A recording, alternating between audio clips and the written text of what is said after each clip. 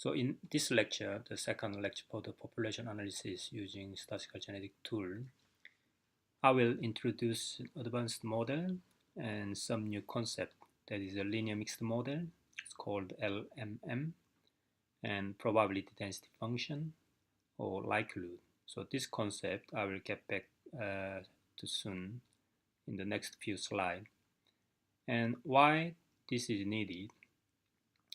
That is because in the last lecture I introduced a simple equation how to estimate heritability given designs, right? So given design, we know sample correlation.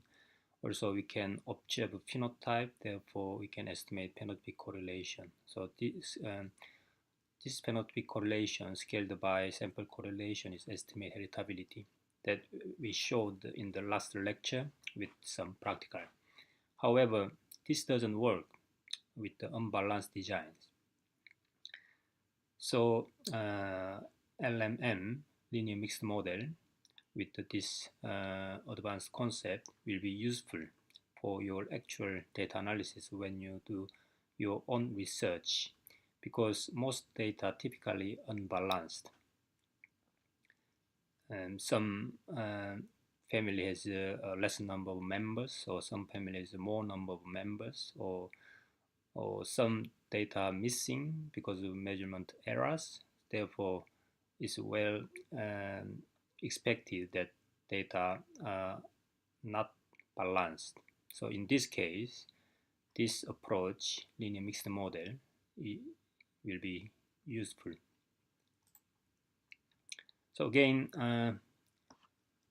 for the unbalanced design, for example, complex pedigree, so you can see this picture. This is a nicely designed. There is MZ twins. Then each pair of MZ twin from each family across multiple families. So you can observe their phenotypes, and you can get nice phenotypic correlation between the first MZ twins and the second MZ twins. Then you can get the sample correlation. Therefore, you can easily estimate heritability. However, for example, if you sample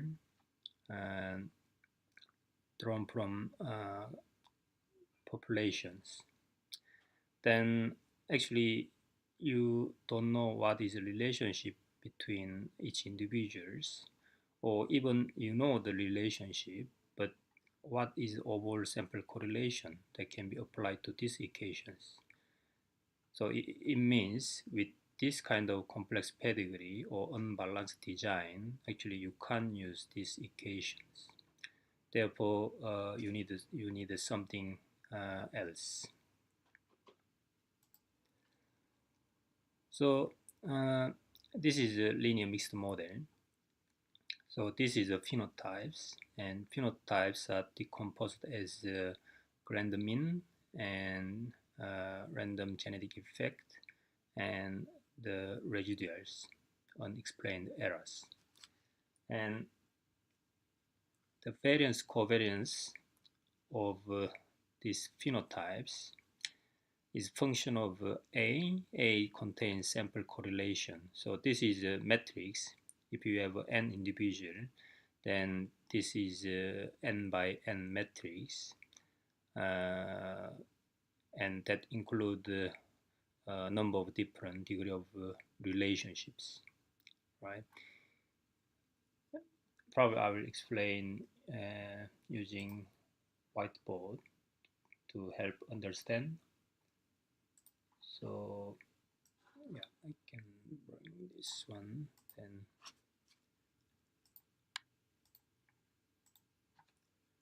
delete this one. Yeah, so in the formula you have relationship matrix A. So phenotypic variance covariance function of A.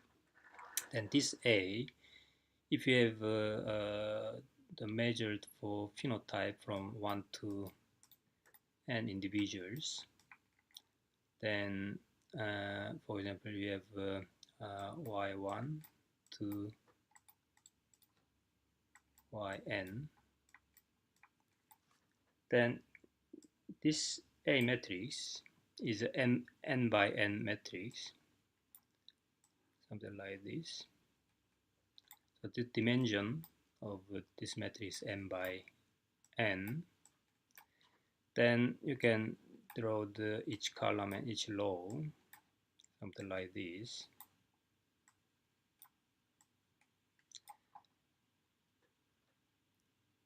Then you can, this is the first individual, second individual, and individual. And this is the first individual, second individual, this is n individual, something like that, right? So this each element is a covariance between these individuals and this individual. So they are same individual, therefore their correlation is 1, right? And for the second individual and first individual, for example, they are half sip or full sip. Like, for example, they are full sips, then the relationship or correlation between the second individual and first individual you can specify as 0.5 here, right? And third individual and first individual, they have no pedigree relationship or no relationship, then you can specify as 0. And this diagonal, because they are same individual, they are 1, correlation is 1, something like that. So this is a matrix, m by n matrix, that specifying their relationship between the pair of each individuals. Did that make sense? Yeah, so that is this A, that A contains sample correlation and relationship matrix. So you can see the difference from the easy equation, right? So from the, yeah, when you see this equation, then it requires only one sample correlation. However, in this linear mixed model, this A can be many different, as you can see here. It doesn't need to be only over one sample correlation. It can be 0.5 and 0 and maybe 0.1 or something. That degree of sample correlation can be varied. So that is one of the flexibility of this model. Okay. And the other terms are as explained in the last lecture. So U is breeding values or genetic effects, and E is residual values, and the sigma scale U is genetic variance, and sigma scale E is a residual variance. Then how to get heritability from this model? How do we estimate heritability using linear mixed model? So in order to estimate heritability using linear mixed model, LMM, it is good to understand what is probability density functions. So probability density function is a well-established theory in statistics that is from normal curve. So this function using the mu, that is a mean here, then sigma is a standard deviation. So in the last lecture I explained that the one standard deviation covering 68% of whole population, right? This is one standard deviation. Then standard deviation square is variance that you want to estimate, right? Then two standard deviation covering 95% population, and three standard deviation covering all of the most of the population. Okay, so d norm, this is a probability density function. So d norm is actually from R package. So this is not a standard term in the statistics, but this is a command in the R. So you can easily use this command in the R. So I can show using R. So I brought this R function here. So this I already activated R. Then so when you use command the norm, Then when you click here, so the first value uh, is this value. So can you see? I can show you. So first specified value is the value somewhere this line. So when you specify 0, then that pointed to here. When you specify 1, then that should be this one, right? Then you should specify min. So in this case, the min is 0, right? So I specify 0. Then the next, you should specify a standard deviation. There is one standard deviation. In this case, this is the standard normal curve. Therefore, one standard deviation is 1, right? And two standard deviation is 2. So I specify 1, right? So basically, the first value is kind of input from the value you have. You can think of any phenotypes. Then this 0 is population mean, and this one is population variance. So actually population standard deviation, right? Then when you click, then this give 0.39. Actually, this value is this one, goes to the y. So this value, that is 3.9, right? Did that make sense? So you can also change now. Let's change 1.1 here. Then what this denom command will give should give around 0.2, I guess 0.24, right? Because when you pointed out this value, then probability density function is this value. So that's around 0.24. Yeah, that's 0.219. Did that make sense?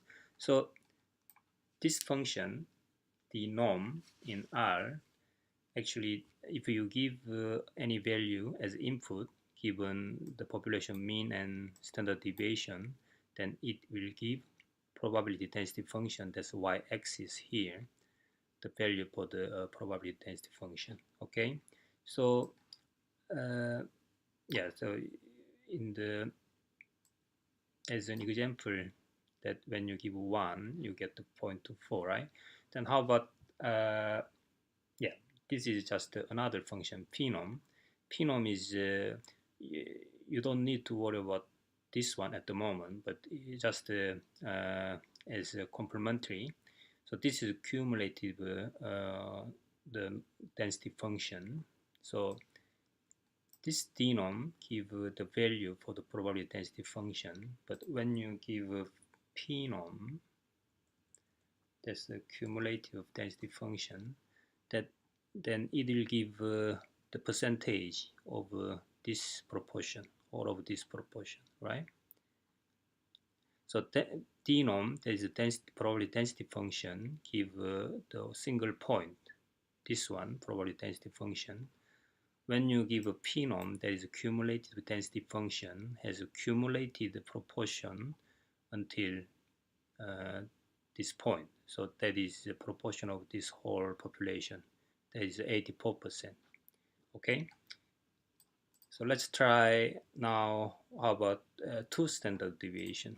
Then what will you get in? Probably you can do by yourself using R or any statistical package to get the probability density function. So if I give a 2, that is point here, 2 standard deviation, then what would you expect to get for probability density function?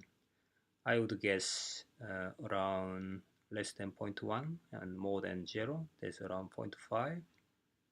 So let's have a look. Yeah, that's 0.05, right?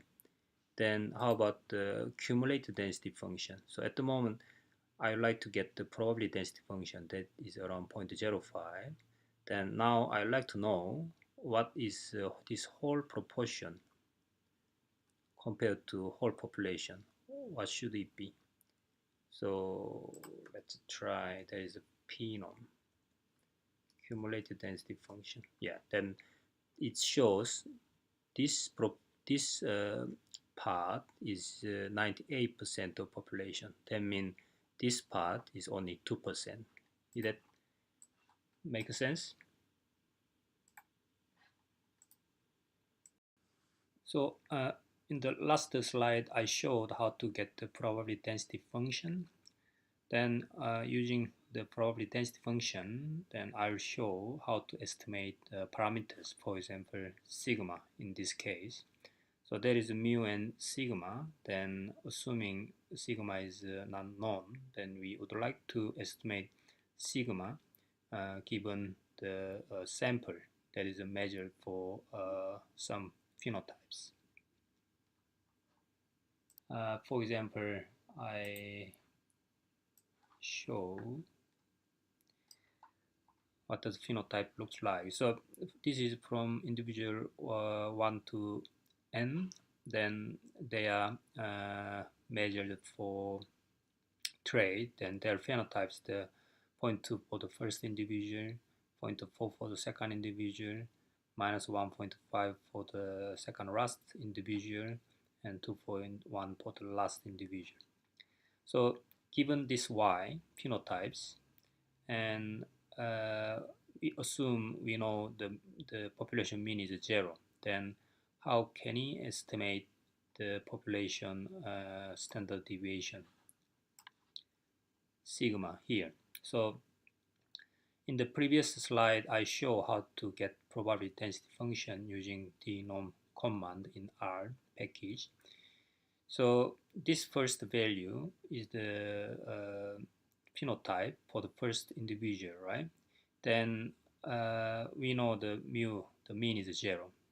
Then first we give the standard deviation as 1. So this value, we also try with other value in next slide.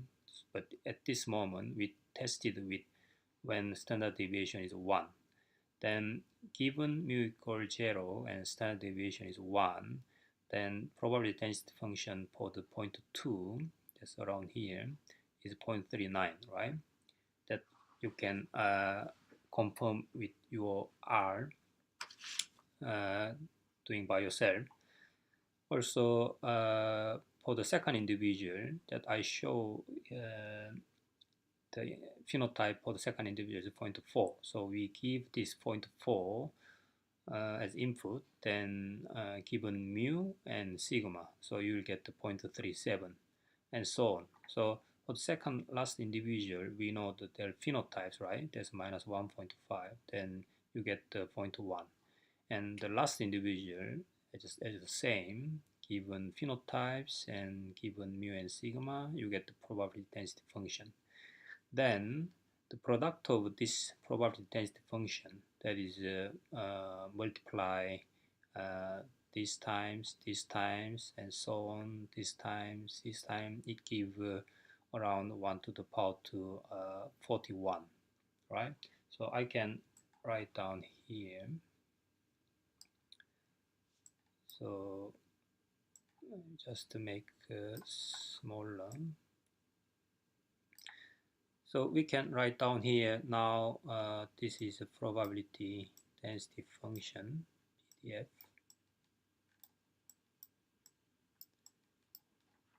Then first individual is around 0.39. Second individual around 0.37, and so on. And so on. Then the sum, product of this PDF is 1 power to minus 41. So in this case, we tried sigma equal 1, right? As you can see here, that's what we did, right? Then next try, now it is same, but now we tested as a sigma equal 2. So previously we tested as sigma equal 1, it was given 0.39, but now if we tested with sigma equal 2, then it gives 0.2, right, for the first individual. Then second individual, it gives around 0.2. That's because the sigma is changed, that means density is very small. and this applied to same to the second last individual and the last individual. So um, as you did in testing sigma equal 1, also you can get the product of this all probability density function, then you get the 1 power to minus 45, right? So we probably write down here. So now in this try, probability density function, also you get the 0.2 here, and this is around 0.2, and so on. And the product of this or each value will give 1 power to minus 45, right? So in this case, we tested sigma equal 2. Okay?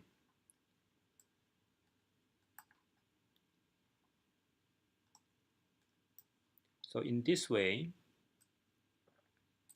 you can test it as sigma equal 3, then you will get also some value, the product of probability density function.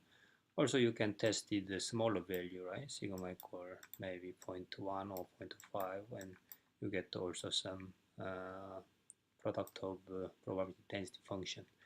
Therefore, you can comparing which value give maximum likelihood. Actually, this value is they call likelihood. So given the parameters, then what is the likelihood? That is this value. So okay, let's considering sigma equal 1 and 2, then which value is larger? So the larger value has more likely, therefore that is close to maximum likelihood. So in this case, this is better than this one, right? Therefore, sigma 1 is more likely to be the estimation compared to sigma equal 2. So you know the sigma equal 1 would be close to the true value, right?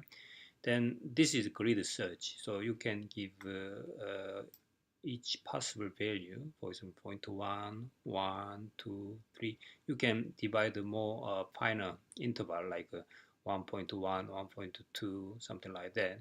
Then you can draw the line for the this likelihood, right?